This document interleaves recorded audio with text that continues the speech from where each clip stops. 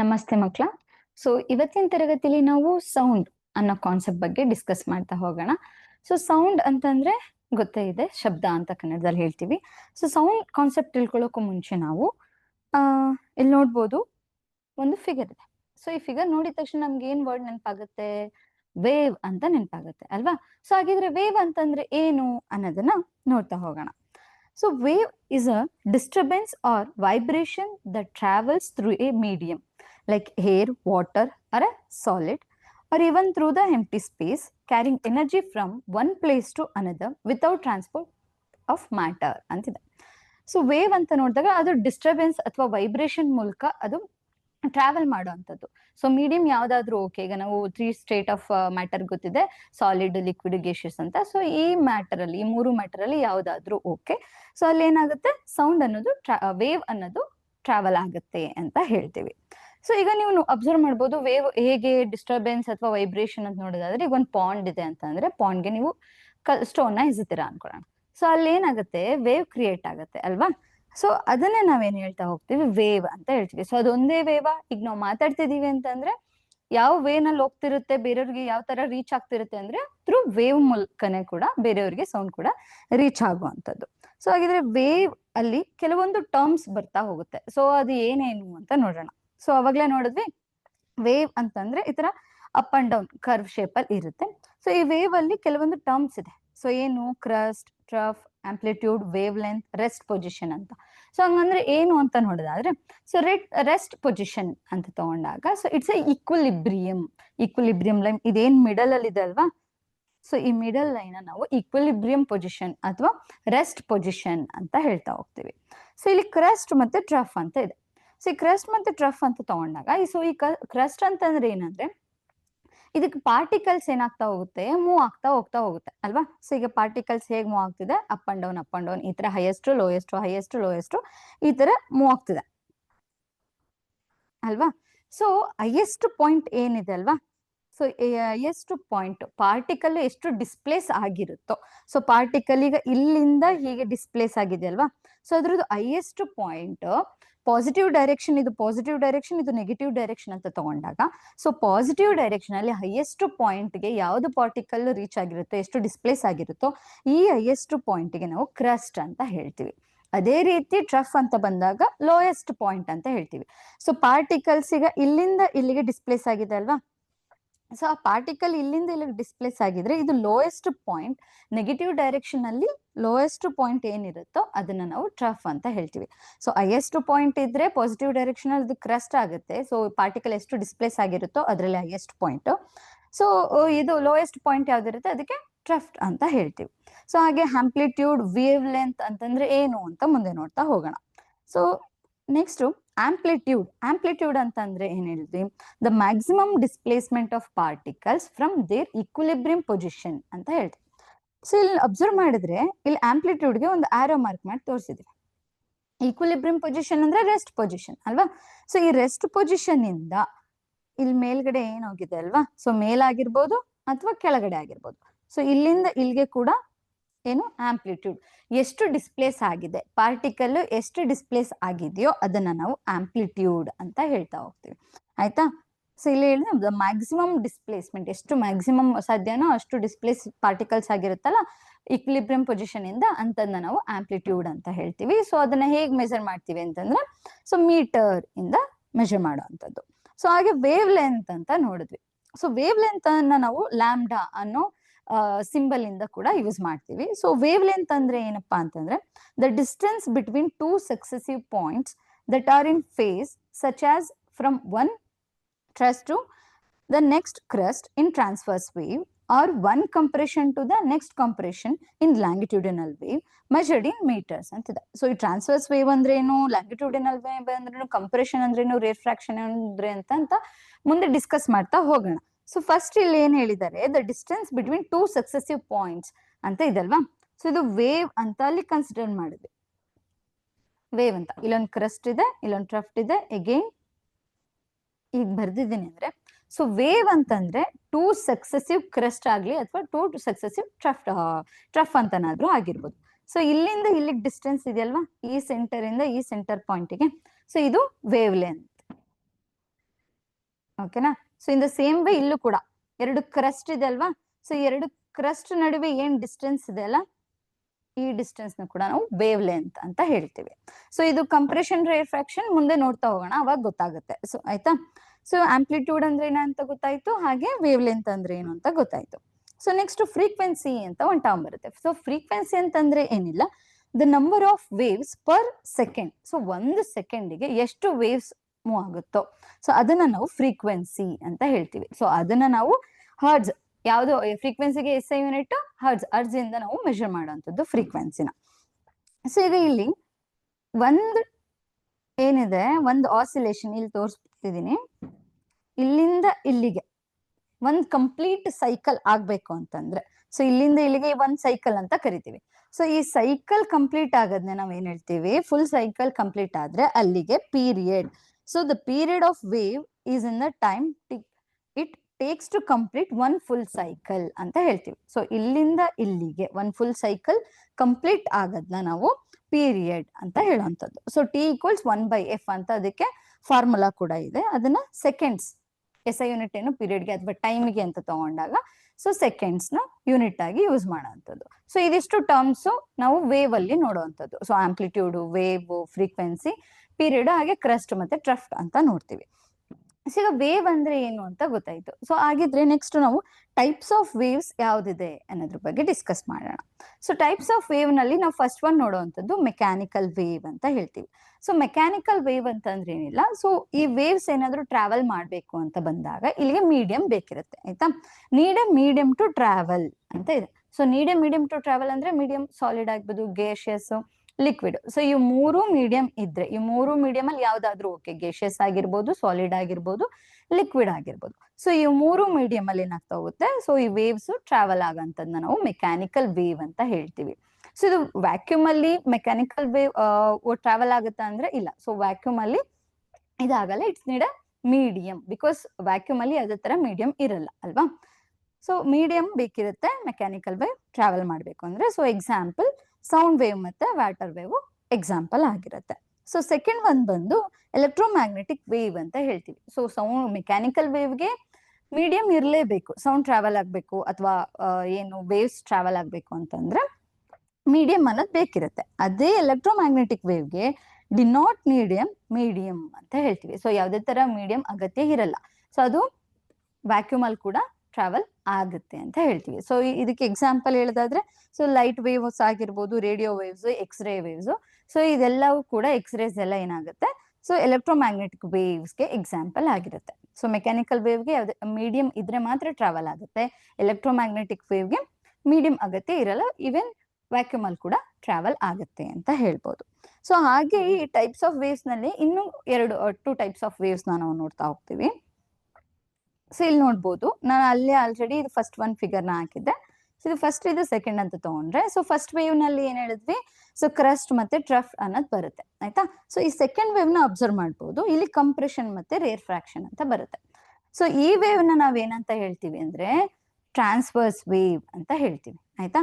So second one wave ನ ನಾವು longitudinal wave ಅಥವಾ ಲ್ಯಾಂಜಿಟ್ಯೂಡಿನಲ್ ವೇವ್ ಅಂತ ಯಾವ ತರನಾದ್ರೂ ಪ್ರೊನೌನ್ಸ್ ಮಾಡ್ಬೋದು, ಎರಡು ತರ.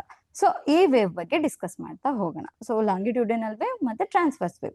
ಸೊ ನಾನು ಲಾಂಗಿಟ್ಯೂಡಿನಲ್ ವೇವ್ ಹೇಳೋ ಟೈಮ್ ಅಲ್ಲಿ ನಾನು ಕಂಪ್ರೆಷನ್ ಅಂದ್ರೆ ಏನು, ರೇರ್ಫ್ರಾಕ್ಷನ್ ಅಂದ್ರೆ ಏನು ಅಂತ ಹೇಳ್ತೀನಿ.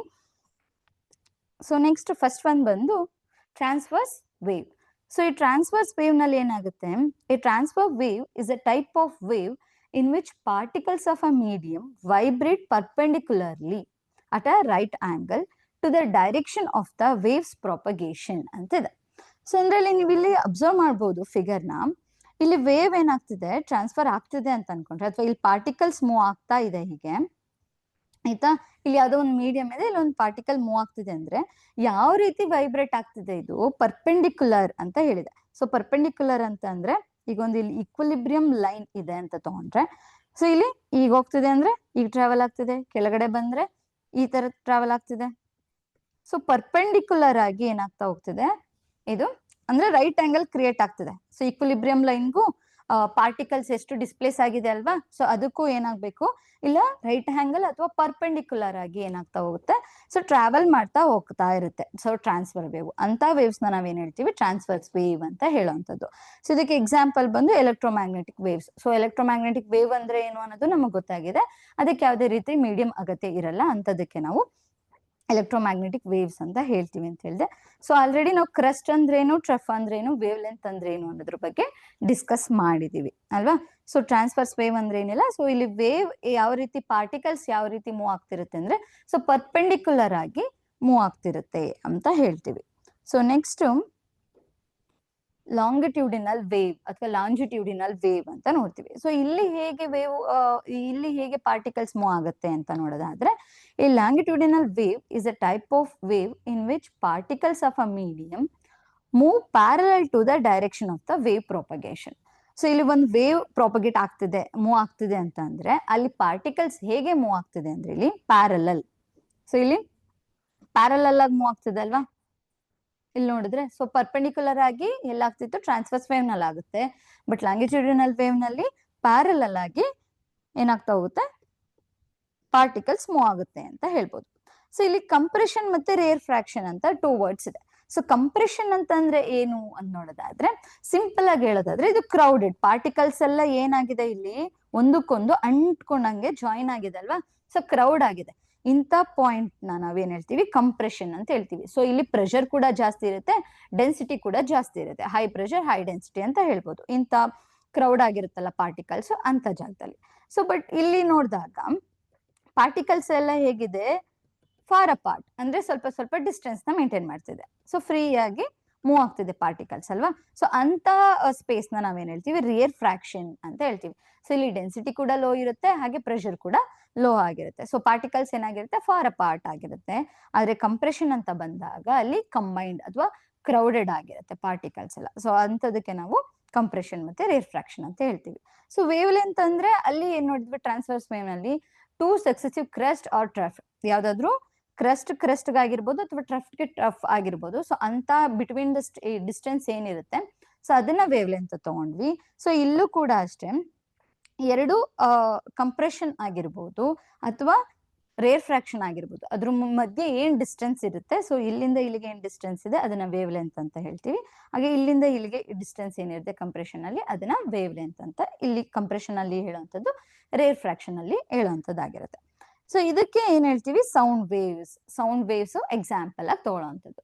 ಸೊ ಸೌಂಡ್ ವೇವ್ ಯಾವ್ದ್ರ ಮೂಲಕ ಟ್ರಾವೆಲ್ ಆಗುತ್ತೆ, ಸೌಂಡ್ ವೇವ್ದು ಯಾವ ವೇವ್ ಅಂತ ಕೇಳಿದ್ರೆ, so longitudinal wave sound wave ನಲ್ಲಿ ಇರುವಂತದ್ದು. ಸೊ ಟ್ರಾನ್ಸ್ವರ್ಸ್ ವೇವ್ಗೆ ಮೀಡಿಯಂ ಇಲ್ಲ ಅಂದ್ರೆ ಓಕೆ, ಬಟ್ ಸೌಂಡ್ ವೇವ್ಗೆ ನಾವು ಮೀಡಿಯಂ ಬೇಕಿದೆ ಅಂತ ಹೇಳ್ತೀವಿ. ಓಕೆನಾ. ಸೊ ಇದು 2 ಟೈಪು, ಒಂದು ಲಾಂಗಿಟ್ಯೂಡಿನಲ್, ಇನ್ನೊಂದು ಟ್ರಾನ್ಸ್ವರ್ಸ್ ವೇವ್ ಅಂತ ಹೇಳಿದ್ವಿ. ಸೊ ಇಲ್ಲಿ ಏನಿಲ್ಲ, ಸೊ ಲಾಂಗಿಟ್ಯೂಡಿನಲ್ ವೇವ್ ಅಂತಂದ್ರೆ ದ ಪಾರ್ಟಿಕಲ್ಸ್ ಏನಾಗ್ತಿದೆ, ಪ್ಯಾರಲಲ್ ಆಗಿ ಮೂವ್ ಆಗ್ತಿದೆ. ಅದೇ ಟ್ರಾನ್ಸ್ಫರ್ ವೇವ್ ಅಂತ ಬಂದಾಗ ದ ಪಾರ್ಟಿಕಲ್ಸ್ ಎಲ್ಲ ವರ್ಟಿಕಲ್ ಆಗಿ ಮೂವ್ ಆಗ್ತಿರೋದನ್ನ ನಾವು ನೋಡ್ಬೋದು. ಸೊ ಇದು ಏನಕ್ಕೆ ಹೇಳಿದೆ, ಸೌಂಡ್ ಟಾಪಿಕ್ ಗಿಂತ ಮುಂಚೆ ವೇವ್ ಕಾನ್ಸೆಪ್ಟ್ ಬಗ್ಗೆ ಅಂತಂದ್ರೆ, ಸೊ ಸೌಂಡ್ ಡಿಸ್ಕಸ್ ಮಾಡ್ಬೇಕು ಅಂದ್ರೆ ನಮ್ಗೆ ವೇವ್ ಬಗ್ಗೆ ನಾಲೆಜ್, ಇನ್ಫಾರ್ಮೇಶನ್ ಗೊತ್ತಿರಬೇಕು ಅದಕ್ಕೆ. ಸೊ ಇವಾಗ ನಾವೇನ್ ಮಾಡ್ತಾ ಹೋಗೋಣ ಅಂದ್ರೆ, ಸೌಂಡ್ ಅಂದ್ರೆ ಏನು ಅನ್ನೋದ್ರ ಬಗ್ಗೆ ಡಿಸ್ಕಸ್ ಮಾಡ್ತಾ ಹೋಗೋಣ. ಸೊ ಸೌಂಡ್ ಅಂದ್ರೆ ಏನು ಅಂತ ನೋಡೋದಾದ್ರೆ, sound is a form of energy that is created by vibrations and travel through a medium as a mechanical wave ಅಂತ ಹೇಳ್ತೀವಿ. Sound is a form of energy ಅನ್ನೋದು ಗೊತ್ತಿದೆ. ಸೊ ಇಟ್ಸ್ ಕ್ರಿಯೇಟೆಡ್, ಸೌಂಡ್ ಹೇಗೆ produce ಆಗುತ್ತೆ, ಹೇಗೆ create ಆಗುತ್ತೆ ಅಂದ್ರೆ through vibration. ಈಗ ನಾವು ಮಾತಾಡ್ತಿದೀವಿ ಅಂತಂದ್ರೆ ನಮ್ಗೆ ಇಲ್ಲಿ ವೈಬ್ರೇಟ್ ಆಗ್ತಿದೆ, ಹಂಗಾಗಿ ನಾವು ಮಾತಾಡ್ತಿದೀವಿ. ಒಂದು ಆಬ್ಜೆಕ್ಟ್ ನಾನು ಡ್ರಾಪ್ ಮಾಡಿದೀನಿ, ಅಲ್ಲಿ ಸೌಂಡ್ ಬಂತು ಅಂತಂದ್ರೆ ಅಲ್ಲೂ ಕೂಡ ವೈಬ್ರೇಟ್ ಆಗಿದೆ ಪಾರ್ಟಿಕಲ್ಸ್, ಹಾಗಾಗಿ ಸೌಂಡ್ ಕ್ರಿಯೇಟ್ ಆಗುತ್ತೆ ಅಂತ ಹೇಳ್ಬೋದು. ಸೊ ಅದು ಹೇಗೆ ಟ್ರಾವೆಲ್ ಆಗುತ್ತೆ ಅಂತಂದ್ರೆ, ಇಟ್ಸ್ ಅ ಮೆಕ್ಯಾನಿಕಲ್ ವೇವ್ ಅಂತ ಹೇಳಿದರೆ, medium as a mechanical wave ಅಂತ. ಸೊ ಮೆಕ್ಯಾನಿಕಲ್ ವೇವ್ ಅಂತ ಹೇಳಿದಾಗ ನಮಗೆ ಮೀಡಿಯಂ ಅನ್ನೋದು ಬೇಕಿರುತ್ತೆ, solid, liquid, gaseous. So sound ಹೇಗೆ ಟ್ರಾವೆಲ್ ಮಾಡ್ತಿರುತ್ತೆ ಅಂದ್ರೆ, ಈ 3 ಮೀಡಿಯಂ ಅಲ್ಲಿ ಸೌಂಡ್ ಟ್ರಾವೆಲ್ ಮಾಡುವಂಥದ್ದು, ವ್ಯಾಕ್ಯೂಮ್ ಅಲ್ಲಿ ಸೌಂಡ್ ಟ್ರಾವೆಲ್ ಮಾಡಲ್ಲ. ಸೊ ಸೌಂಡ್ ನ ಹೇಗೆ ಮೆಷರ್ ಮಾಡ್ತೀವಿ ಅಂತಂದ್ರೆ, ಅದಕ್ಕೆ ಯೂನಿಟ್ ಬಂದು ಡೆಸಿಬಲ್ ಅಂತ ಹೇಳ್ತೀವಿ. ಸೊ ಡಿ.ಬಿ ಅಂತ ಕೂಡ ಯೂನಿಟ್ ನ ನಾವು ರೆಪ್ರೆಸೆಂಟ್ ಮಾಡುವಂಥದ್ದು. ಸೊ ಪ್ರೊಡಕ್ಷನ್ ಆಫ್ ಸೌಂಡ್ ಅಂತ ನೋಡಿದಾಗ ಇಲ್ಲಿ ಒಂದು ಆಪರೇಚರ್ಸ್ ಇದೆ, ಇದನ್ನ ನೀವು ಸ್ಕೂಲಲ್ಲಿ ನೋಡಿರ್ಬೋದು. ಏನಂತ ಹೇಳ್ತೀವಿ, ಟ್ಯೂನಿಂಗ್ ಫೋರ್ಕ್ ಅಂತ ನೇಮಿಂಗ್ ಇದೆ. ಸೊ ಆಯ್ತಾ. ಸೊ ಇದನ್ನ ನಾವು ಟ್ಯೂನಿಂಗ್ ಫೋರ್ಕ್ ಅಂತ ಹೇಳ್ತೀವಿ. ಸೊ ಈ ಟ್ಯೂನಿಂಗ್ ಫೋರ್ಕ್ ನ ರಬ್ಬರ್ ಪ್ಯಾಡ್ಗೆ ಟ್ಯಾಪ್ ಮಾಡಿ ನಾವು ನೋಡಿದಾಗ ಅಲ್ಲಿ ವೈಬ್ರೇಟ್ ಆಗ್ತಿರುತ್ತೆ.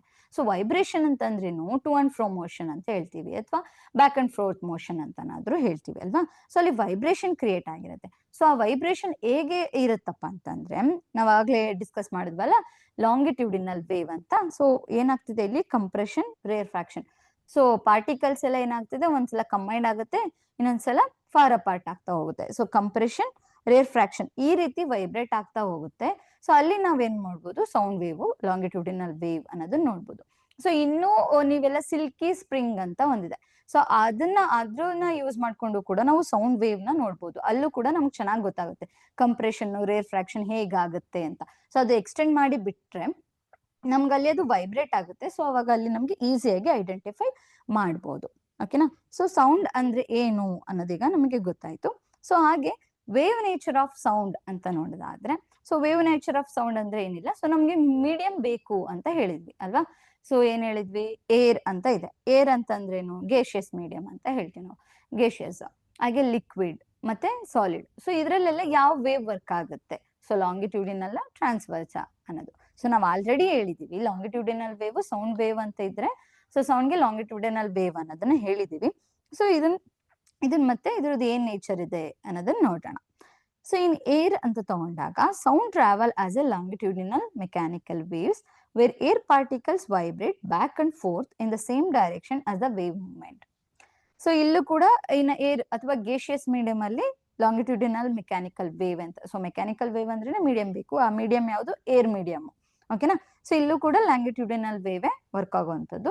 ಸೊ ಇಲ್ಲಿ ಪಾರ್ಟಿಕಲ್ಸ್ ವೈಬ್ರೇಟ್ ಆಗುತ್ತೆ ಅಂತ ಹೇಳಿದೆ. ಸೊ ಪಾರ್ಟಿಕಲ್ಸ್ ಹೇಗೆ ವೈಬ್ರೇಟ್ ಆಗ್ತಿರುತ್ತೆ, to and fro motion.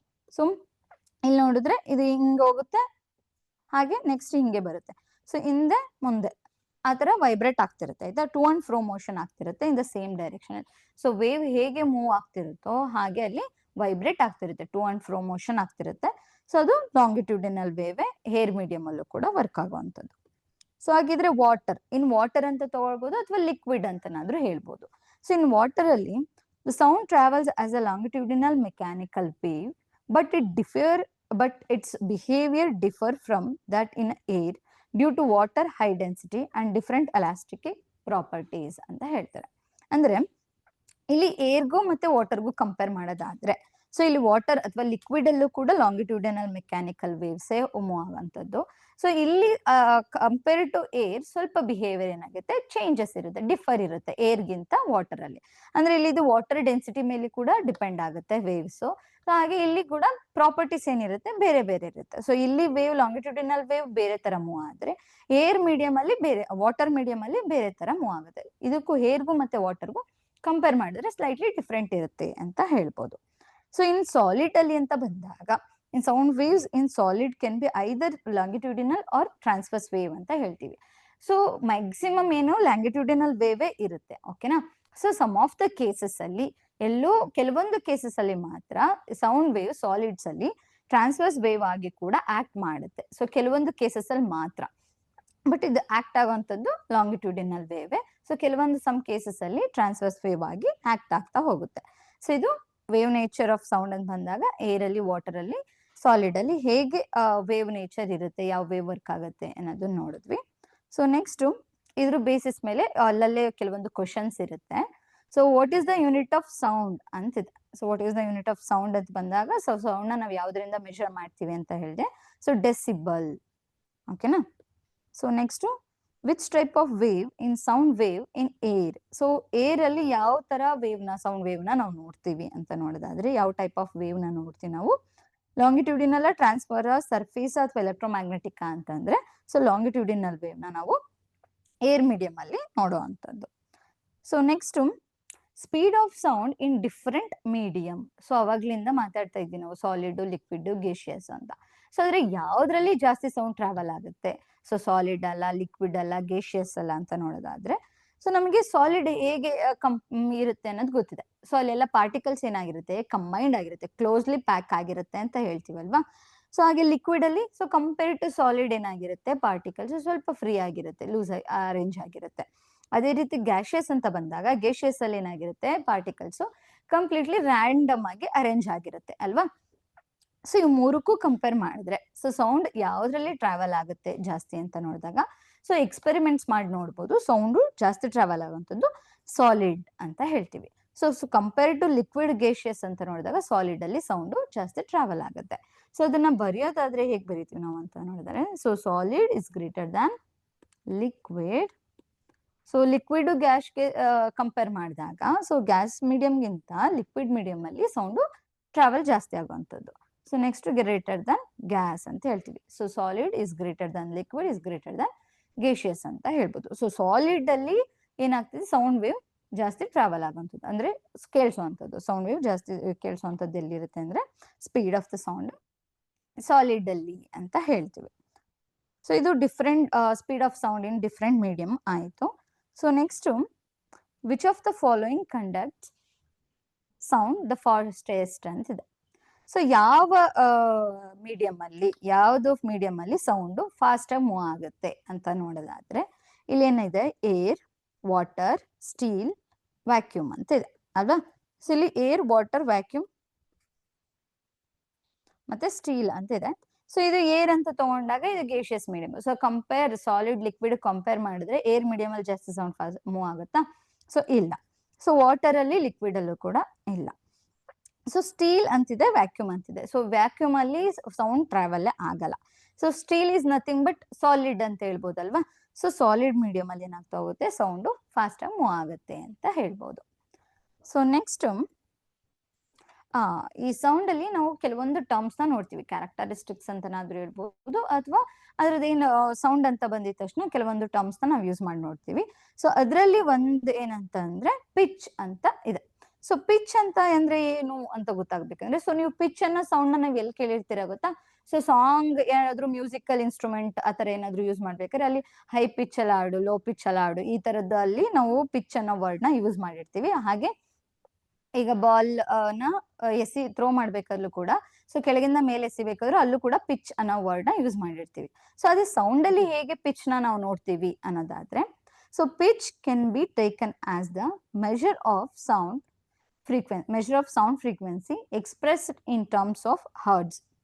So ಇಲ್ಲಿ ಪಿಚ್ ಅಂತ ಬಂದ ತಕ್ಷಣ ಫ್ರೀಕ್ವೆನ್ಸಿ ಮೇಲೆ ಡಿಪೆಂಡ್ ಆಗಿರುತ್ತೆ. ಸೊ ಪಿಚ್ ಯಾವಾಗ್ಲೂ ಫ್ರೀಕ್ವೆನ್ಸಿ ಮೇಲೆ ಡಿಪೆಂಡ್ ಆಗಿರುತ್ತೆ. ಅದನ್ನ ಹೇಗೆ ಎಕ್ಸ್ಪ್ರೆಸ್ ಮಾಡ್ತೀವಪ್ಪ ಅಂದ್ರೆ ಹಾರ್ಡ್ಸ್ ಇಂದಾನೆ ಎಕ್ಸ್ಪ್ರೆಸ್ ಮಾಡುವಂಥದ್ದು. ಸೊ ಫ್ರೀಕ್ವೆನ್ಸಿ ಜಾಸ್ತಿ ಆದ್ರೆ ಪಿಚ್ ಕೂಡ ಜಾಸ್ತಿ ಆಗುತ್ತೆ, ಹಾಗೆ ಫ್ರೀಕ್ವೆನ್ಸಿ ಲೋ ಆದ್ರೆ ಪಿಚ್ ಕೂಡ ಲೋ ಆಗುತ್ತೆ. ಸೊ ಇದಕ್ಕೆ ಒಂದು ಎಕ್ಸಾಂಪಲ್ ಹೇಳೋದಾದ್ರೆ ಈಗ ಪಿಚ್ ಅನ್ನೋದಕ್ಕೆ ಜನರಲ್ ಆಗಿ ಈಗ ಡೆಫಿನೇಷನ್ ಬಿಟ್ಟು ಜಸ್ಟ್ ಎಕ್ಸಾಂಪಲ್ ತರ ಥಿಂಕ್ ಮಾಡೋದಾದ್ರೆ ಈಗ ನಾನು ರೂಮ್ ಒಳಗಡೆ ಇರ್ತೀನಿ, ನನ್ನ ಫ್ರೆಂಡ್ ಯಾರೋ ಆಚೆ ಇರ್ತಾರೆ ಆಯ್ತಾ, ನನಗೆ ಗೊತ್ತಿರೋ ನೋನ್ ಪರ್ಸನ್ ಆಗಿರ್ತಾರೆ ಆಚೆ ಇರ್ತಾರೆ. ಸೊ ಅವ್ರು ಮಾತಾಡ್ತಿದ್ದಾರೆ ಅಂತ ಅಂದಾಗ ನಾನು ಅವ್ರ ವಾಯ್ಸ್ ನ ರಿಕಗ್ನೈಸ್ ಮಾಡಿ ಅವ್ರು ಯಾರು ಅಂತ ಐಡೆಂಟಿಫೈ ಮಾಡ್ತೀನಲ್ವಾ. ಸೊ ಅದನ್ನ ನಾವು ಪಿಚ್ ಅಂತ ಹೇಳ್ಬೋದು. ವಾಯ್ಸ್ ನ ನಾವು ರಿಕಗ್ನೈಸ್ ಮಾಡ್ತೀವಲ್ಲ, ನಮ್ಗೆ ಆ ಪರ್ಸನ್ ಗೊತ್ತಿರೋದೇ ಆಗಿರ್ತಾರೆ ಬಟ್ ನೋಡಿರಲ್ಲ, ನಾವು ಜಸ್ಟ್ ವಾಯ್ಸ್ ನ ರಿಕಗ್ನೈಸ್ ಮಾಡಿ ಯಾರು ಅನ್ನೋದನ್ನ ಫೈಂಡ್ ಔಟ್ ಮಾಡ್ತೀವಲ್ಲ, ಸೊ ಅದು ಪಿಚ್ಗೆ ಎಕ್ಸಾಂಪಲ್ ಆಗುತ್ತೆ. ಸೊ ಹಾಗೆ ನೆಕ್ಸ್ಟ್ ಇನ್ನೊಂದು ಟರ್ಮ್ ಇದೆ ಲೌಡ್ನೆಸ್ ಅಂತ ಹೇಳ್ತೀವಿ. ಸೊ ಈ ಲೌಡ್ನೆಸ್ ಅಂತ ಬಂದಾಗ loudness of a sound is a phenomenon caused by the amplitude of the sound wave ಅಂತ ಹೇಳ್ತೀವಿ. ಸೊ ಈ ಲೌಡ್ನೆಸ್ ಅಂತ ಬಂದಿದ ತಕ್ಷಣ ಆಂಪ್ಲಿಟ್ಯೂಡ್ ಮೇಲೆ ಡಿಪೆಂಡ್ ಆಗಿರುತ್ತೆ. ಸೊ ಆಂಪ್ಲಿಟ್ಯೂಡ್ ಲೌಡ್ನೆಸ್ ಮೇಲೆ ಆಂಪ್ಲಿಟ್ಯೂಡ್ ಮೇಲೆ ಲೌಡ್ನೆಸ್ ಡಿಪೆಂಡ್ ಆಗಿರುತ್ತೆ ಅಂತ ಹೇಳ್ಬೋದು. ಸೊ ಇಲ್ಲಿ ಹೇಗೆ ಲೌಡ್ನೆಸ್ ನಾವು ನೋಡ್ತೀವಿ ಅಂದ್ರೆ ಈಗ ಪಿಚ್ ಅಂತ ಹೇಳಿದ್ವಿ, ಯಾರೋ ಒಂದ್ ಪರ್ಸನ್ ಮಾತಾಡ್ತಿದ್ದಾರೆ ಅಂತ ಅಲ್ವಾ. ಸೊ ಅವರು ಎಷ್ಟು ಮೇಲ್ ಧ್ವನಿಯಲ್ಲಿ ಮಾತಾಡ್ತಿದಾರ, ಕೆಳ ಧ್ವನಿಯಲ್ಲಿ ಮಾತಾಡ್ತಿದಾರ. ಜೋರಾಗಿ ಮಾತಾಡಿದ್ರೆ ಲೌಡ್ನೆಸ್ ಜಾಸ್ತಿ ಇದೆ ಅಂತ, ಸೊ ಕಮ್ಮಿ ಮಾತಾಡ್ತಿದಾರೆ ಅಂದ್ರೆ ಅವ್ರದ್ದು ಆಂಪ್ಲಿಫೈಡ್ ಏನಿರುತ್ತೆ ಅದು ಕಮ್ಮಿ ಇದೆ ಅಂತ ಅರ್ಥ.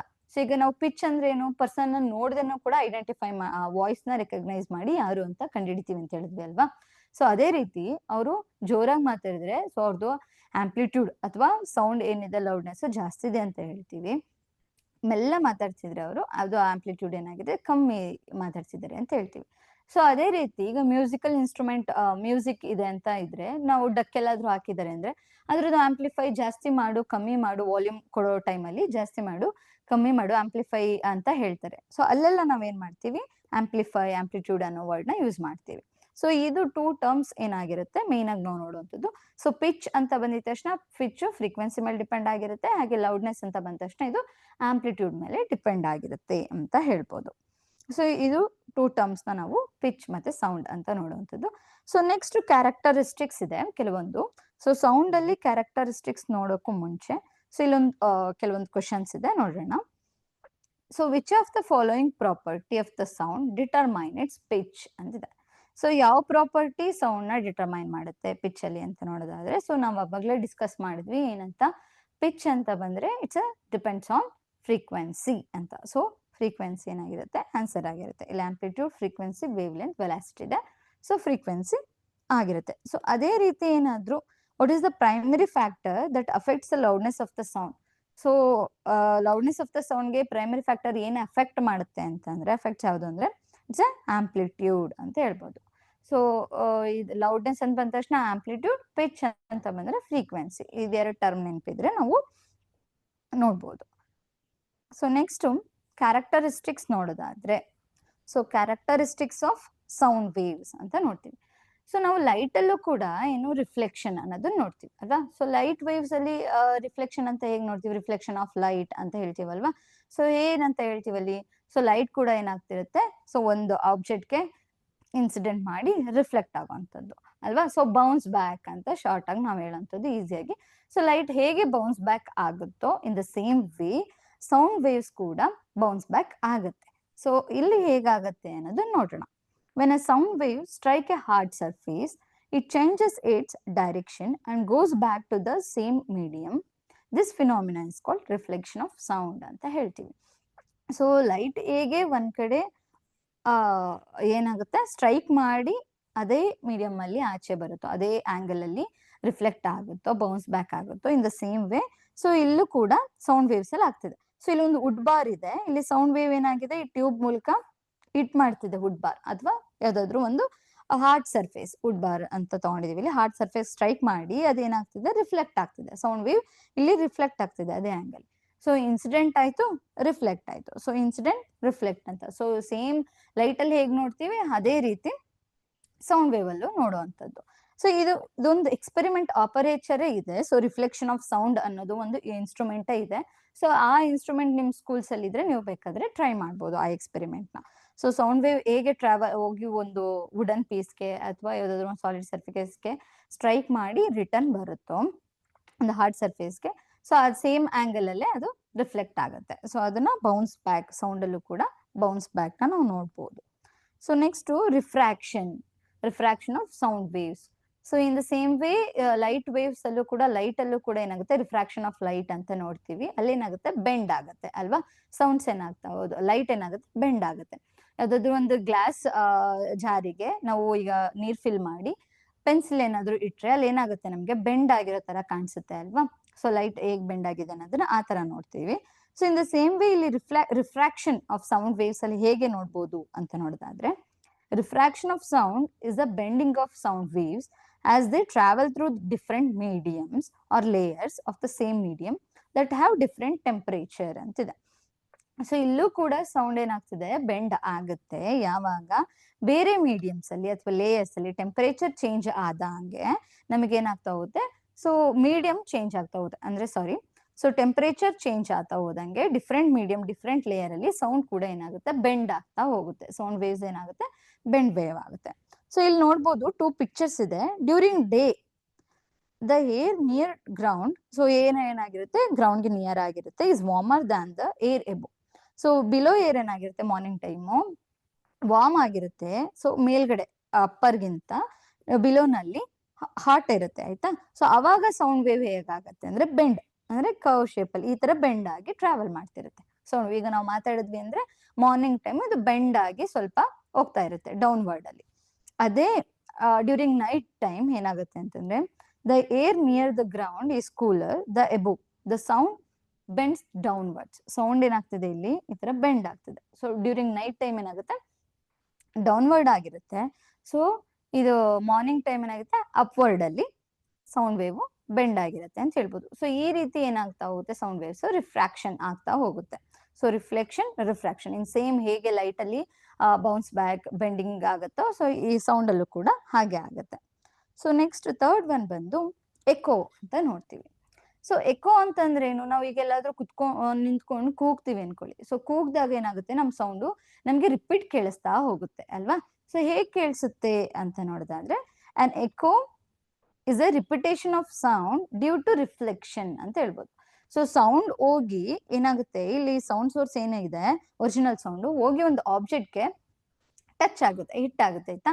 ಸೊ ಅದೇನಾಗ್ತಾ ಹೋಗುತ್ತೆ, ನೆಕ್ಸ್ಟ್ ರಿಫ್ಲೆಕ್ಟೆಡ್ ವೇವ್ ಎಕೋ ಆಗಿ ಅದರದ್ದು ರಿವರ್ಸ್ ಬರ್ತಾ ಹೋಗುತ್ತೆ ನಮಗೆ.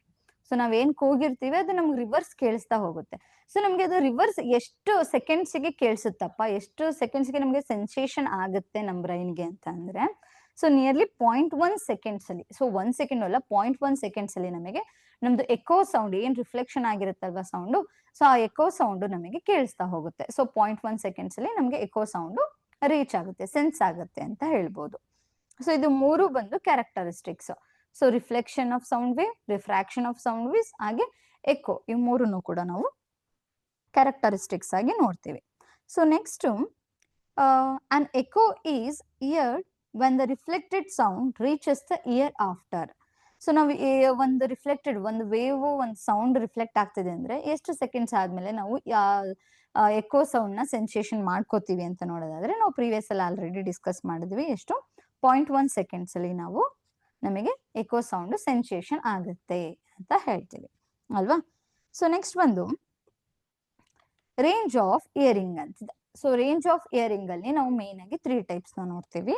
ಒಂದು audible sound, ultrasound or ultrasonic sound, ಹಾಗೆ ಇನ್ಫ್ರಾಸೌಂಡ್ ಆರ್ ಇನ್ಫ್ರಾಸೋನಿಕ್ ಸೌಂಡ್ ಅಂತ 3 ಟೈಪ್ಸ್ ನ ನೋಡ್ತೀವಿ.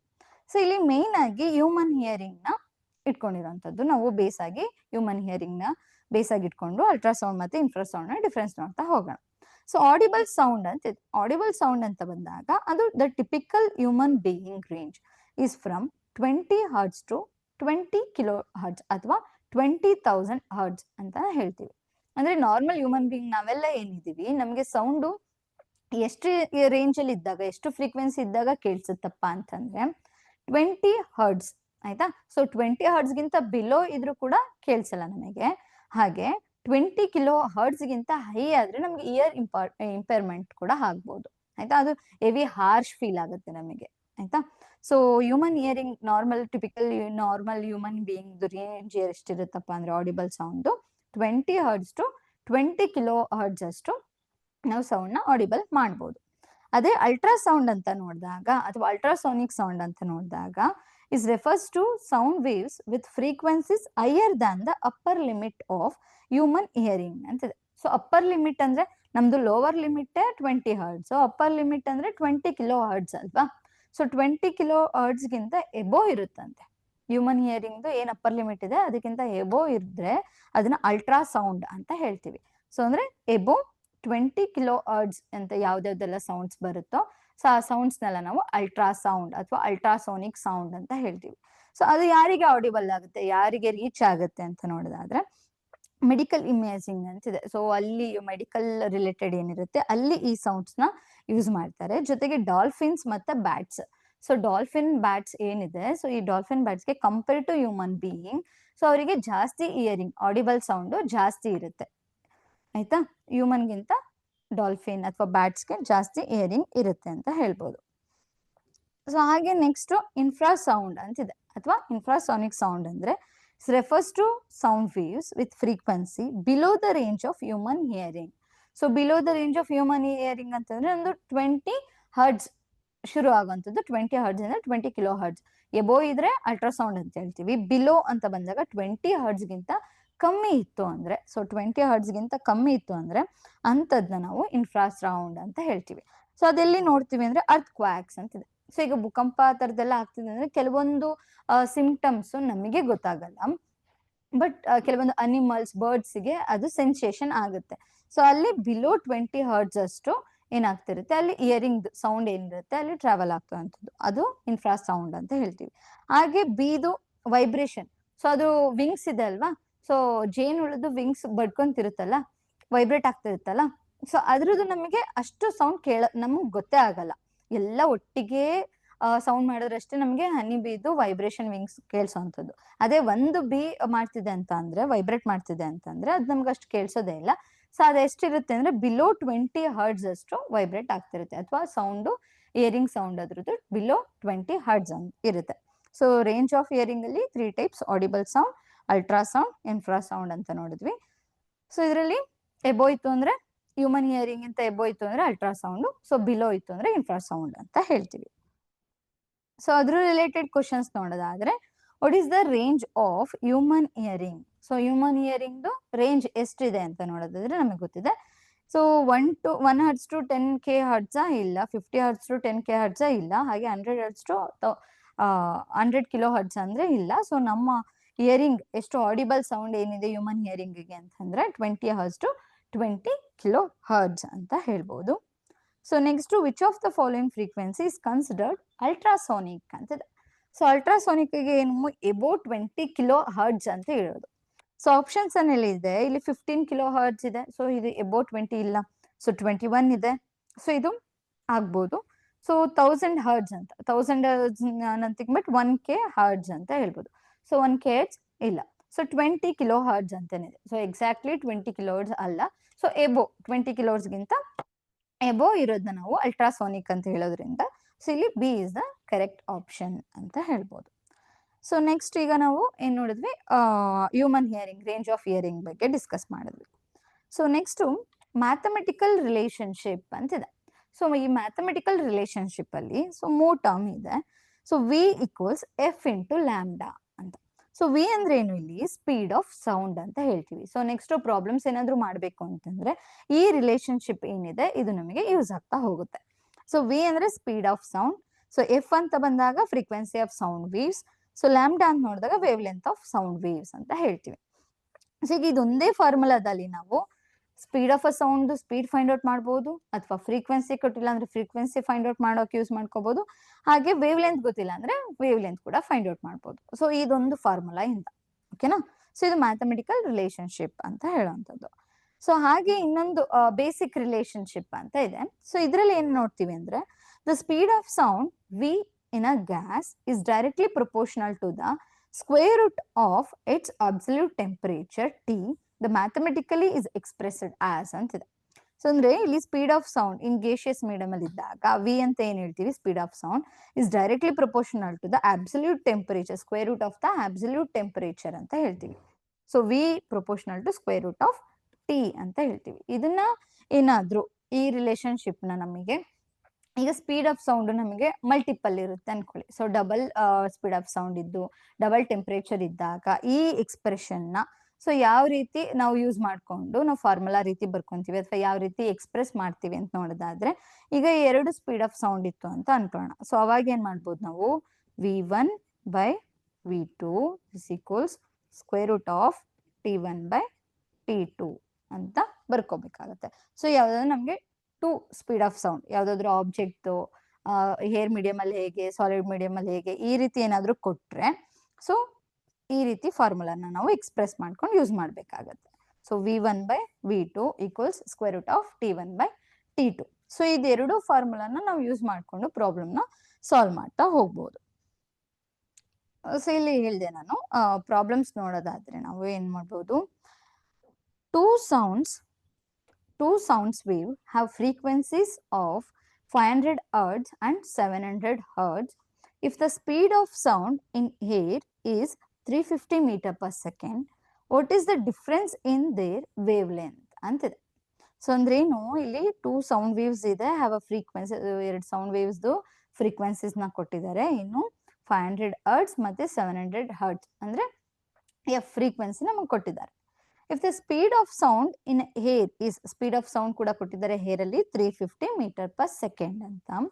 ಸೊ ನಾವು ಫೈಂಡ್ ಔಟ್ ಮಾಡ್ಬೇಕಾಗಿರೋದೇನು, what is the difference in their wave lengths. So wave lengths ಅಲ್ಲಿ ಏನ್ ಡಿಫರೆನ್ಸ್ ಇದೆ ಅನ್ನೋದನ್ನ ಫೈಂಡ್ ಔಟ್ ಮಾಡ್ಬೇಕು. So difference in wave lengths ಅಂತ ಬಂದಾಗ ಹೇಗ್ ಬರ್ಕೋಬೇಕು, ಸೊ ಫಸ್ಟ್ ಏನ್ ಕೊಟ್ಟಿದ್ದಾರೆ ಅನ್ನೋದನ್ನ ಗಿವನ್ ಬರ್ಕೊಳ್ಳೋಣ. ಸೊ ಗಿವನ್ ಏನಿದೆ, so first F1 frequency 2 frequencies ಇದೆ, ನಾನು F1 F2 ಅಂತ ಬರ್ಕೊಂತೀನಿ ಆಯ್ತಾ. So F1 equals 500 hertz, so F2 equals 700 hertz. So ಹಾಗೆ speed of sound in air, so speed of sound ನ ನಾವು V ಅಂತ ತಗೋತೀವಲ್ವಾ, ಸೊ V ಈಕ್ವಲ್ಸ್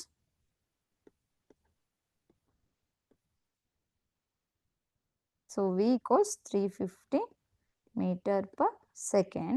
ಸೊ ನಾವು ಫೈಂಡ್ ಔಟ್ ಮಾಡ್ಬೇಕಾಗಿರೋದು differences in their wave lengths. So lambda ಅಲ್ಲ, delta ಲ್ಯಾಂಬ್ಡಾನ find out ಮಾಡಬೇಕು. ಸೊ ಡೆಲ್ಟಾ ಲ್ಯಾಂಬ್ಡಾ ಅಂತ ಬಂದಾಗ ಡಿಫ್ರೆನ್ಸಸ್ ಕೇಳ್ತಿದ್ದಾರೆ, ಲ್ಯಾಂಬ್ಡಾ 1 ಮೈನಸ್ ಲ್ಯಾಂಬ್ಡಾ 2. ಸೊ ಇದು ನಮಗೆ ಬೇಕಾಗಿರೋದು, ಫೈಂಡ್ ಔಟ್ ಮಾಡ್ಬೇಕಾಗಿರೋದು. ಆಯ್ತಾ? ಸೊ ಈಗ ನನಗೆ ಎಫ್ ವ್ಯಾಲ್ಯೂ ಗೊತ್ತಿದೆ, ವಿ ವ್ಯಾಲ್ಯೂ ಗೊತ್ತಿದೆ, ನಮಗೆ ಫಾರ್ಮುಲಾ ಗೊತ್ತು, ಮ್ಯಾಥಮೆಟಿಕಲ್ ರಿಲೇಶನ್ಶಿಪ್ ಅಂತ ಹೇಳಿ ಪ್ರೀವಿಯಸ್ ಅಲ್ಲಿ ಫಾರ್ಮುಲಾ ನೋಡಿದೀವಿ. ಏನು? V equals F into lambda ಅಂತ ಅಲ್ವಾ? ಸೊ ವಿ ಅಂತಂದ್ರೆ speed of sound, so F ಅಂದ್ರೆ ಫ್ರೀಕ್ವೆನ್ಸಿ ಆಫ್ ಸೌಂಡ್, ಲ್ಯಾಂಬ್ಡಾ ಅಂದ್ರೆ ವೇವ್ಲೆಂತ್ ಆಫ್ ಸೌಂಡ್ ವೇವ್ ಅಂತ ಹೇಳ್ತೀವಿ. ಸೊ ಈ ಫಾರ್ಮುಲಾನ ಯೂಸ್ ಮಾಡ್ಕೊಂಡು ನಾವೇನ್ ಮಾಡ್ತಾ ಹೋಗೋಣ, ಈಗ ವೇವ್ ಲೆಂತ್ ಡಿಫ್ರೆನ್ಸ್ ನ ಫೈಂಡ್ ಔಟ್ ಮಾಡ್ತಾ ಹೋಗೋಣ. So V equals F lambda, F into lambda ಅಂತ ಇದೆ. ಸೊ ನನಗೆ ಇಲ್ಲಿ F1 F2 ಇದೆ. ಸೊ ಡಿಫ್ರೆನ್ಸ್ ಫೈಂಡ್ ಔಟ್ ಮಾಡ್ಬೇಕು ಅಂದ್ರೆ ಲ್ಯಾಂಬ್ಡಾ 1 ಲ್ಯಾಂಬ್ಡಾ 2 ಬೇಕು. ಸೊ ನನ್ನ ಫಾರ್ಮುಲಾನ ಹೇಗೆ ಬರ್ಕೋಬಹುದು, V equals F1 into lambda 1 ಅಂತ ತಗೋಬಹುದಾ? So V equals F1 into lambda 1 ಅಂತ ಬರ್ಕೊಂತೀನಿ. ಸೊ ಈಗ ನನಗೆ ವಿ ಕೊಟ್ಟಿದ್ದಾರೆ, ಎಷ್ಟು ಸಬ್ಸ್ಟಿಟ್ಯೂಟ್ ಮಾಡ್ತಾ ಹೋಗೋಣ, ಏನ್ ವ್ಯಾಲ್ಯೂಸ್ ಕೊಟ್ಟಿದ್ದಾರೆ ಅದನ್ನ ಸಬ್ಸ್ಟಿಟ್ಯೂಟ್ ಮಾಡೋಣ. ವಿ ಅಂದ್ರೆ 350 ಈಕ್ವಲ್ಸ್ F1 ಕೊಟ್ಟಿದ್ದಾರೆ 500 ಇಂಟು ಲ್ಯಾಂಬ್ಡಾ 1. ಸೊ ಲ್ಯಾಂಬ್ಡಾ 1 ಬೇಕು ಅಂದ್ರೆ ನಾನು ಏನ್ ಮಾಡ್ಬೋದು, ಲ್ಯಾಂಬ್ಡಾ 1 ಹಾಗೆ ಇಸ್ಕೊಂಡು 350 ಡಿನಾಮಿನೇಟರ್ಗೆ ಏನಾಗುತ್ತೆ 500. So 0 0 cancel. ಸೊ ಇದನ್ನ ನಾವು ಈಗ 5 ಇಂದಾನೆ ನಾವೇನ್ ಮಾಡ್ತಾ ಹೋಗ್ಬೋದು, ಡಿವೈಡ್ ಮಾಡ್ತಾ ಹೋಗೋಣ. ಸೊ 5 1s 0 ಹಾಗೆ ಇಟ್ಕೊಂತೀನಿ. Next 5 7s 35. ಸೊ 7/10. ಸೊ 7/10 ಅಂತಂದ್ರೆ ಸೊ ಲ್ಯಾಂಬ್ಡಾ 1 ಏನಾಗುತ್ತೆ, ಸೊ 7 ಡಿವೈಡೆಡ್ ಬೈ 10 ಅಂತಂದ್ರೆ ನಮಗೆ ಡಿವೈಡ್ ಮಾಡಿದಾಗ 10 ಇಂದ 7 so 0.7 metre. So wave length ನಾವು ಮೀಟರ್ ಇಂದ SI ಯೂನಿಟ್ ಡಿನೋಟ್ ಮಾಡ್ತೀವಿ ಅಲ್ವಾ? ಸೊ ಲ್ಯಾಂಬ್ಡಾ 1 ಸಿಕ್ತು ನಂಗೆ. ಓಕೆನಾ?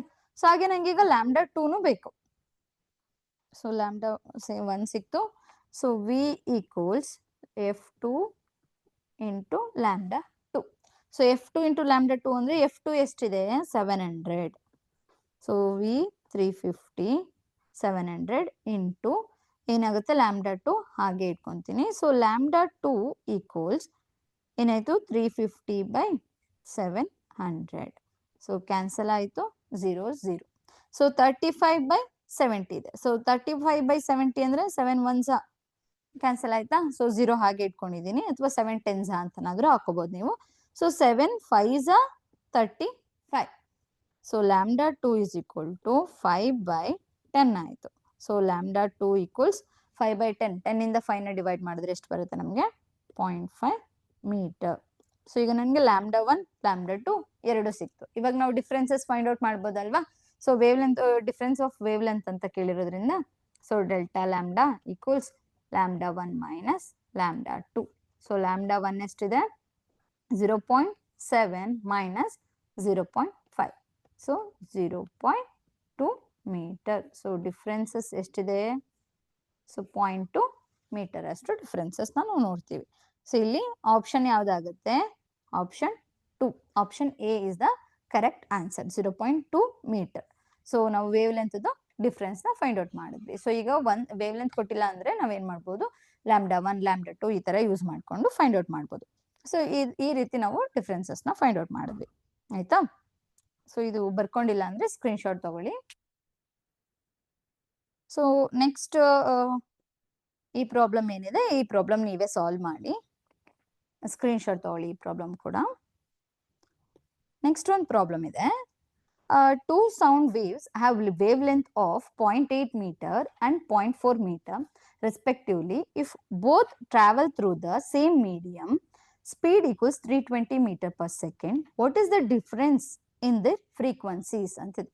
ಸೊ ಅಲ್ಲೇನ್ ನೋಡಿದ್ವಿ, ಡಿಫ್ರೆನ್ಸಸ್ ಇನ್ ವೇವ್ ಲೆಂತ್ ನ ನೋಡಿದ್ವಿ ಫಸ್ಟ್ ಪ್ರಾಬ್ಲಮ್ ಅಲ್ಲಿ. ಸೊ ಇಲ್ಲಿ ಏನ್ ನೋಡ್ತಿದೀವಿ ನಾವು, ಡಿಫ್ರೆನ್ಸಸ್ ಇನ್ ದ ಫ್ರೀಕ್ವೆನ್ಸಿ ಅಂತ ನೋಡ್ತಿದೀವಿ. ಸೊ ಸೇಮ್ ಅದೇ ಫಾರ್ಮುಲಾನ ಯೂಸ್ ಮಾಡ್ಕೊಂಡು ನಾವು ಈ ಪ್ರಾಬ್ಲಮ್ ಕೂಡ ಸಾಲ್ವ್ ಮಾಡ್ಬೋದು. ಸೊ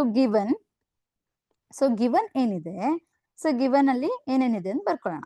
ಸೊ ವೇವ್ ಲೆಂತ್ ಕೊಟ್ಟಿದ್ದಾರೆ lambda 1 equals 0.8 meter. So lambda 2 equals 0.4 meter. So ಹಾಗೆ ವಿ ಕೊಟ್ಟಿದ್ದಾರೆ 320 ಮೀಟರ್ ಪರ್ ಸೆಕೆಂಡ್ಸ್. ಸೊ ನಾವು ಫೈಂಡ್ ಔಟ್ ಮಾಡ್ಬೇಕಾಗಿರೋದು what is the differences in their frequencies. So ಇಲ್ಲೂ ಡೆಲ್ಟಾ ಎಫ್ ಅಂತ ತಗೋತೀನಿ, ಬಟ್ ನಾನು ಇಲ್ಲಿ ಏನ್ ಮಾಡ್ತೀನಿ F2 ಮೈನಸ್ F1 ಮಾಡ್ಕೊಂತೀನಿ. ಸೊ ಅಲ್ಲಿ ಏನ್ ಮಾಡಿದ್ವಿ, ವೇವ್ ಲೆಂತ್ ಇದ್ದಾಗ F1 ಮೈನಸ್ λ1 ಮೈನಸ್ λ2 ಮಾಡಿದ್ವಿ. ಬಟ್ ಈ ಫ್ರೀಕ್ವೆನ್ಸಿ ಟೈಮಲ್ಲಿ ನಮ್ದು ಏನಿರುತ್ತೆ, ವಿ ಈಕ್ವಲ್ಸ್ ಎಫ್ ಲ್ಯಾಂಬ್ಡಾ ಇದ್ದಿದ್ದು ನಾವು ಎಫ್ ನ ಫೈಂಡ್ ಔಟ್ ಮಾಡೋದ್ರಿಂದ ನಾವು ಫಾರ್ಮುಲಾನ ಆಲ್ಟರ್ ಮಾಡ್ಕೋಬೇಕಾಗಿರುತ್ತೆ. ಅಂತ ಟೈಮಲ್ಲಿ ಏನಾಗುತ್ತೆ ಅಂದ್ರೆ λ1 ಇಸ್ ಗ್ರೇಟರ್ ದನ್ λ2 ಆಗಿರುತ್ತೆ. ಓಕೆನಾ? ಅಂತ ಕೇಸಸ್ ಅಲ್ಲಿ ವೇವ್ ಲೆಂತ್ ಇನ್ಕ್ರೀಸ್ ಆದ್ರೆ ಫ್ರೀಕ್ವೆನ್ಸಿ ಡಿಕ್ರೀಸ್ ಆಗುತ್ತೆ. ಅದೇ ವೇವ್ ಲೆಂತ್ ಡಿಕ್ರೀಸ್ ಆದ್ರೆ ಫ್ರೀಕ್ವೆನ್ಸಿ ಇನ್ಕ್ರೀಸ್ ಆಗುತ್ತೆ. ಸೊ ಆ ಕಾರಣಕ್ಕೆ ನಾವಿಲ್ಲಿ ಏನ್ ಮಾಡ್ತಾ ಹೋಗ್ತೀವಿ, F2 ಮೈನಸ್ F1 ನ ಮಾಡೋಂಥದ್ದು. ಓಕೆನಾ? ಸೊ ಇಲ್ಲಿ ಏನ್ ಮಾಡ್ತೀರಾ, ಫಸ್ಟ್ ಫಾರ್ಮುಲಾ ಇದೆ ನಮ್ಗೆ ವಿ ಈಕ್ವಲ್ಸ್ ಎಫ್ ಲ್ಯಾಂಬ್ಡಾ ಅಂತ. ಸೊ ನಾನೇನ್ ಮಾಡ್ತೀನಿ, ಅದನ್ನ ಆಲ್ಟರ್ ಮಾಡ್ಕೊಂಡು ನಾನು ಎಫ್ ತಾನೇ ಫೈಂಡ್ ಔಟ್ ಮಾಡೋದು. ಸೊ ಎಫ್ ಬರೋ ತರ ನಾನು ನೋಡ್ತೀನಿ. ಸೊ ಎಫ್ ಬರೋ ತರ ನಾವು ಫಾರ್ಮುಲಾನ ಅರೇಂಜ್ ಮಾಡ್ಕೋಬೇಕು ಅಂದ್ರೆ ಹೇಗ್ ಮಾಡ್ಕೋಬಹುದು, ಎಫ್ ಈಕ್ವಲ್ಸ್ ಏನಾಗುತ್ತೆ, ಎಫ್ ಹಾಗೆ ಇದ್ರೆ V by lambda. So speed of sound by λ1.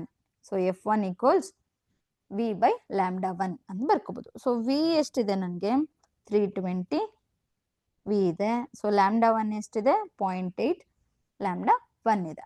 So ಈಗ ಇದನ್ನ ಕ್ಯಾನ್ಸಲ್ ಮಾಡಬೇಕು ಅಂತ ನೋಡಿದಾಗ ಇಲ್ಲಿ 0.8 ಇದೆ, ಇಲ್ಲಿ 320 ಇದೆ. ಪಾಯಿಂಟ್ ಇರೋದ್ರಿಂದ ಕಷ್ಟ ಆಗುತ್ತೆ ಡಿವಿಷನ್ ಅಂತ. ಇಂಟು 10 ಮಾಡ್ಕೊಂಡ್ರೆ ಏನಾಗ್ಬೋದು, 3200 ಆಗುತ್ತೆ ಡಿವೈಡೆಡ್ ಬೈ 8. ಓಕೆನಾ? ಸೊ ಇದು 8 ಇಂದ ನೋಡಿದಾಗ ನಾವು ಡೈರೆಕ್ಟ್ ಆಗಿ ಕ್ಯಾನ್ಸಲ್ ಕೂಡ ಮಾಡ್ಬೋದು. ಅಥವಾ 8 4s ಏನಾಗುತ್ತೆ, 8 1s 8 4s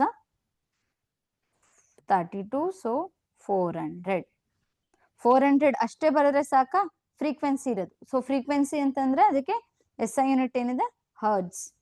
ಸೊ F1 ಗೊತ್ತಾಯ್ತು ನಂಗೆ. So F1 equals 400 hertz. ಓಕೆನಾ? ಸೊ ನಾನು ಹಾಗೆ F2 ನ ಫೈಂಡ್ ಔಟ್ ಮಾಡಬೇಕು. So F2 is equal to V by λ2. So F2 is equal to 320 by ಎಷ್ಟಿದೆ λ2 0.4 0.4 in same. So 3200 into divided by 10 ಮಾಡಿರ್ತೀನಿ. So 4. So ಇಲ್ಲಿ 4 1s 4 8s 32. ಸೊ ಇಲ್ಲೂ ಕೂಡ F2 ಏನಾಗುತ್ತೆ 800 ಬಂತು, 800 ಹರ್ಟ್ಸ್. ಸೊ ಅಲ್ಲಿ ಡಿಫ್ರೆನ್ಸಸ್ ಕೇಳಿರೋದ್ರಿಂದ ನಾನೇನ್ ಮಾಡ್ಬೇಕೀಗ, delta F is equal to F2 minus F1. So F2 ಎಷ್ಟಿದೆ 800 ಮೈನಸ್ F1 ಎಷ್ಟಿದೆ 400. So 400 hertz. So delta F ಏನಿದೆ 400 ಹರ್ಟ್ಸ್ ಅಂತ ಹೇಳ್ತೀವಿ. ಸೊ ಇಲ್ಲಿ C is a correct option. So ಅಲ್ಲಿ ವೇವ್ ಲೆಂತ್ ನ ಫೈಂಡ್ ಔಟ್ ಮಾಡಿದ್ವಿ, ಇಲ್ಲಿ ಫ್ರೀಕ್ವೆನ್ಸೀಸ್ ನ ಫೈಂಡ್ ಔಟ್ ಮಾಡಿದ್ವಿ. ಸೊ ಸೇಮ್ ಪ್ರಾಬ್ಲಮ್, ಸ್ಕ್ರೀನ್ಶಾಟ್ ಬರ್ದಿಲ್ಲ ಅಂದ್ರೆ ಸ್ಕ್ರೀನ್ಶಾಟ್ ತಗೊಳ್ಳಿ. ಸೊ ಸೇಮ್ ಪ್ರಾಬ್ಲಮ್ ಇಲ್ಲಿ ಕೂಡ ಇದೆ. ಸೊ ನೋಡ್ತಾ ಹೋಗ್ಬೋದು. ಸೊ ಹಾಗೆ ನಾವು ಕ್ಲಾಸ್ ಮುಗಿದ್ಮೇಲೆ ಏನು ನಮ್ದು ಒಂದು ಗೂಗಲ್ ಫಾರ್ಮ್ ಆಗ್ತೀವಲ್ವಾ, ಈಗ ಚಾಟ್ ಬಾಕ್ಸ್ ಅಲ್ಲಿ ಈ ಕ್ಲಾಸ್ ಇಲ್ಲಿವರೆಗೆ ಏನ್ ಮಾಡಿದ್ವಿ, ಸೌಂಡ್ ಟಾಪಿಕ್ ಕಂಪ್ಲೀಟ್ ಆಗಿದೆ. ಸೊ ಈ ಸೌಂಡ್ ಟಾಪಿಕ್ ಮೇಲೆ ಏನೆಲ್ಲ ಕ್ವಶನ್ಸ್ ಇದೆ ಅದನ್ನ ಗೂಗಲ್ ಫಾರ್ಮ್ ಹಾಕ್ತಾರೆ, ಚಾಟ್ ಬಾಕ್ಸ್ ಅಲ್ಲಿ ಗೂಗಲ್ ಫಾರ್ಮ್ ನ ಹಾಕ್ತಾರೆ, ಅದನ್ನ ಫಿಲ್ ಮಾಡ್ತಾ ಹೋಗಿ. ಸೊ ಹಾಗೆ ಈಗ ನಿನ್ನೆ ಯಾವ ಟಾಪಿಕ್ ಮಾಡಿದ್ರು, ಫಿಸಿಕಲ್ ಚೇಂಜಸ್ ಮತ್ತೆ ಕೆಮಿಕಲ್ ಚೇಂಜಸ್ ಮಾಡಿದ್ರಲ್ವಾ. ಸೊ ಅದ್ರ ರಿಲೇಟೆಡ್ ಕ್ವಶನ್ಸ್ ನ ಕೊಟ್ಟಿದ್ರು. ಅದ್ರದ್ದು ನಿಮ್ದು ಆನ್ಸರ್ ಕರೆಕ್ಟ್ ಇದೆಯಾ ರಾಂಗ್ ಇದೆಯಾ ಅನ್ನೋದು ಗೊತ್ತಾಗ್ಬೇಕಿತ್ತಲ್ವಾ. ಸೊ ಅದ್ರದ್ದು ಕೂಡ ಆನ್ಸರ್ಸ್ ನ ನಾವಿಲ್ಲಿ ಸ್ಲೈಡ್ ಅಲ್ಲಿ ಶೋ ಆಗ್ತಿದೆ. ಸೊ ನೀವು ನಿಮ್ದು ಆನ್ಸರ್ ಕರೆಕ್ಟ್ ಇದೆಯಾ ರಾಂಗ್ ಇದೆಯಾ ಅಂತ ನೋಡ್ಕೋಬಹುದು. ಸ್ಕ್ರೀನ್ ಶಾಟ್ ತಗೊಂಡ್ರೆ ನೀವು ಆಮೇಲೆ ಚೆಕ್ ಮಾಡ್ಕೋಬಹುದು. ಸೊ ಈಗ ಗೂಗಲ್ ಫಾರ್ಮ್ ಹಾಕ್ತಾರೆ ಚಾಟ್ ಬಾಕ್ಸಿಗೆ, ನೀವು ಫಿಲ್ ಮಾಡ್ತಾ ಹೋದ್ರೆ ಆಯ್ತು. ಚಾಟ್ ಬಾಕ್ಸ್ ಅಲ್ಲಿ ಓಪನ್ ಆಗ್ತಿದೆ ಓಪನ್ ಆಗ್ತಿಲ್ಲ ಏನಾದ್ರು ಹೇಳಿದ್ರೆ ನಮ್ಗೆ ಇಲ್ಲಿ ಗೊತ್ತಾಗುತ್ತೆ.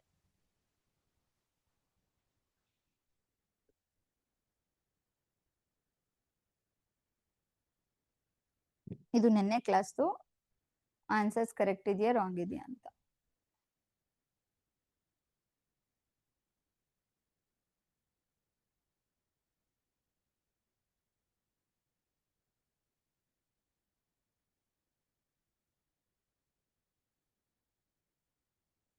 ಸೊ ಓಪನ್ ಆಗ್ತಿದ್ಯಾ ಇಲ್ವಾ, ಚಾಟ್ ಬಾಕ್ಸ್ ಅಲ್ಲಿ ಮೆಸೇಜ್ ಹಾಕ್ಬೋದು, ಅಲೋ ಇದೆ. ಸೊ ಇದು ಸ್ಕ್ರೀನ್ ಶಾಟ್ ತಗೊಂಡಾಗಿದ್ರೆ ಅಥವಾ ಚೆಕ್ ಮಾಡ್ಕೊಂಡಾಗಿದ್ರೆ, ಸೊ ಏನ್ ಪ್ರಾಬ್ಲಮ್ ಕೊಟ್ಟಿದ್ದೀನಿ ಅದನ್ನ ಸ್ಲೈಡ್ ನ ಶೋ ಮಾಡ್ತೀನಿ ನಾನು.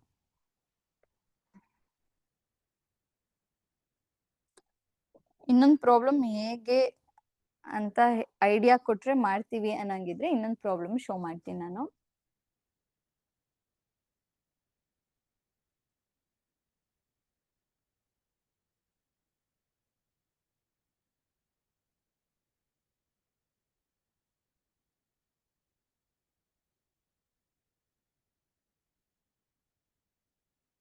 ಲಿಂಕ್ ಓಪನ್ ಆಗ್ತಿಲ್ಲ ಅಂತಂದ್ರೆ ಚಾಟ್ ಬಾಕ್ಸ್ ಅಲ್ಲಿ ಮೆಸೇಜ್ ಹಾಕಿ. ಇಲ್ಲಿ ಇನ್ನ ಟೈಮ್ ಇದೆ, 10 ಮಿನಿಟ್ಸ್ ಟೈಮ್ ಇದೆ, ಇಲ್ಲೇ ಫಸ್ಟ್ ಅಟೆಂಡ್ ಮಾಡಿ. ವಾಟ್ಸ್ಆಪ್ ಅಲ್ಲಿ ಲಿಂಕ್ ಹಾಕಿ ಅಂತ ಹೇಳಿದೀರಾ, ಇನ್ನ 10 ಮಿನಿಟ್ಸ್ ಟೈಮ್ ಇದೆ, ಇಲ್ಲೂ ಟ್ರೈ ಮಾಡ್ಬೋದು.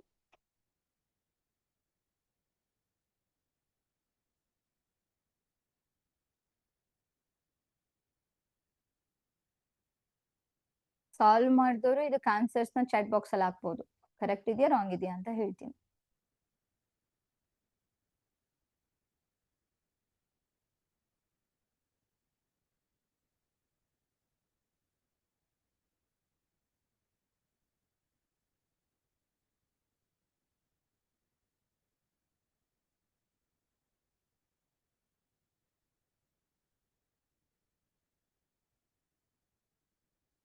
ಆನ್ಸರ್ಸ್ ಏನಿದೆ ಅನ್ನೋದನ್ನ ಹಾಕಿದ್ರೆ ನಾವು ಕರೆಕ್ಟ್ ಇದೆಯಾ ರಾಂಗ್ ಇದೆಯಾ ಅಂತ ಹೇಳ್ತೀನಿ.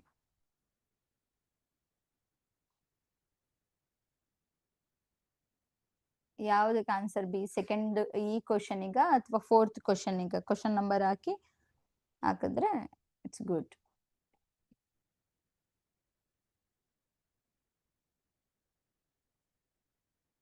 ಫೋರ್ತ್ ಕ್ವಶನಿಗ ಫೋರ್ತ್ ಕ್ವಶನಿಗೆ answer B. Yes, correct answer.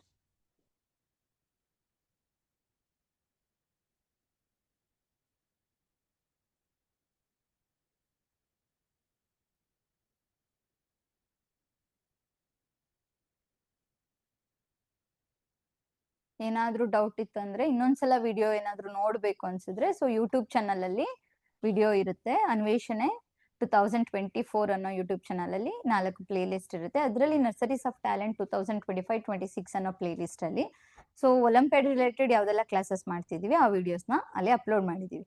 So ನಿನ್ನೆ ಕ್ಲಾಸಸ್ ಏನಿರುತ್ತೆ ಆ ವಿಡಿಯೋ ಕೂಡ ಇವತ್ತು ಅಪ್ಲೋಡ್ ಆಗಿರುತ್ತೆ, ಸೊ ನೀವು ನೋಡ್ಬೋದು. ಹಾಗೆ ಇವತ್ತಿನ ವಿಡಿಯೋ ನಾಳೆ ಅಪ್ಲೋಡ್ ಆಗುತ್ತೆ. ಆ ರೀತಿ ನೆಕ್ಸ್ಟ್ ಡೇ ನಲ್ಲಿ ವಿಡಿಯೋಸ್ ನ ಅಪ್ಲೋಡ್ ಮಾಡ್ತಾ ಹೋಗ್ತೀವಿ.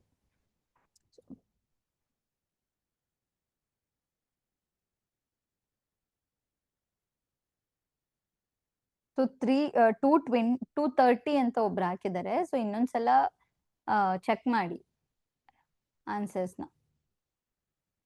Option B is correct answer. ಇನ್ನೊಂದ್ಸಲ ಲಿಂಕ್ ಮೇಲೆ ಕ್ಲಿಕ್ ಮಾಡಿ, ಓಪನ್ ಆಗುತ್ತೆ, ಲಿಂಕ್ ಹಾಕ್ತಾರೆ ಮತ್ತೆ.